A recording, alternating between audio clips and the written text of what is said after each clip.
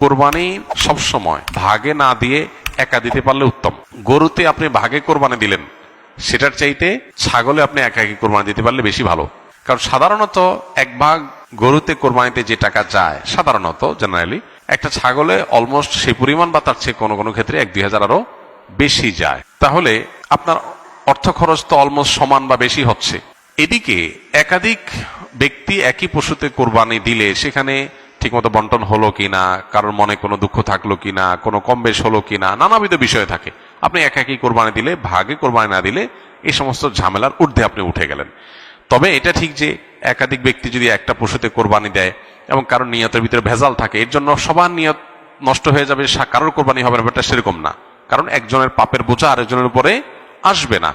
তারপরও সতর্কতামূলক উপায় হলো নিজের হালাল টাকা দিয়ে নিজের মতো করে কোরবানি দিতে পারা। শরীকে কোরবানি দিলে সেটা সম্পূর্ণ জায়েজ। একটা গরু, একটা ওট, এই দুই ধরনের পশুতে আপনার সর্বোচ্চ 7টি ভাগ হতে পারে। আর এর বাইরে কোনো ভগ্নাংশ চলবে না, অর্থাৎ এক ভাগ দুজন মিলে নেওয়া চলবে না। যে কোনো এক ব্যক্তি বা একটা পরিবারের তরফ থেকে একটা ভাগ হবে, এভাবে সর্বোচ্চ 7 ভাগ। সেক্ষেত্রে যত ভাগ কম হবে সব তত বেশি হবে। কারণ হলো একটা গরুর দাম যদি 70,000 টাকা হয়, 7 ভাগ হলে 10,000 করে পড়বে। আর যদি সেই গরুটাকেই আপনি 2 ভাগে করেন তাহলে 35,000 করে পড়বে, তাহলে টাকা বেশি খরচ হবে। ইন্না আইজামাল জাযাই মা আইজামিল বালা। যার যত বেশি কোনো ভালো কাজ করতে গিয়ে যত বেশি কষ্ট হবে, শ্রম হবে, মেধা খরচ হবে, অর্থ ব্যয় হবে, সবের পরিমাণ তত বেশি হবে। সো ভাগের পরিমাণ যত কম হবে সবের পরিমাণ তত বেশি হবে।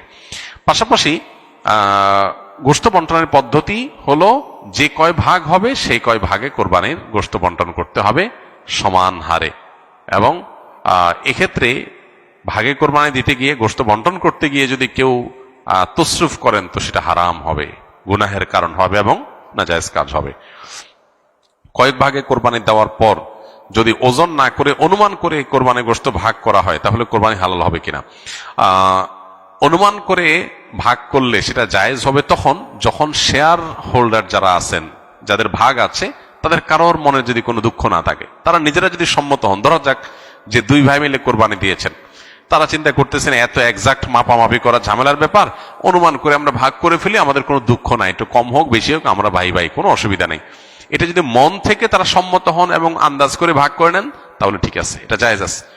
কিন্তু একাধিক শেয়ার যখন থাকে তখন আসলে অনেকে হয়তো মুখে বলতে পারে হ্যাঁ অসুবিধা নেই, মনে তার দুঃখ থাকতে পারে।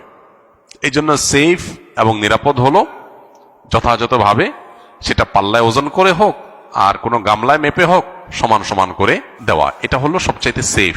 যদি শেয়ার যারা আছেন তাদের কারোরই দুঃখ নাই এটা নিশ্চিত, তাহলে সেক্ষেত্রে আন্দাজ করে করলে অসুবিধা নেই।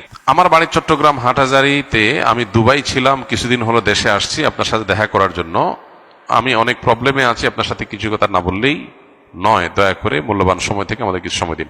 দেখুন, আমরা জুমার দিন এখানে তো সময় দিতে পারি না। যে ভাই প্রশ্ন এটা লিখেছেন তাকে বলবো আসন্না ফাউন্ডেশনে অফিস টাইমে যাবেন, শুক্রবার ছাড়া সপ্তাহের যে কোনো দিন সকাল 9টা থেকে বিকাল 5টা পর্যন্ত অফিস টাইমে যাবেন। বিশেষ করে শনিবার আর অন্য যে কোনো দিন হতে পারে। সেখানে ওলামা একরাম আছেন, আমাদের প্রশিক্ষিত, আমাদের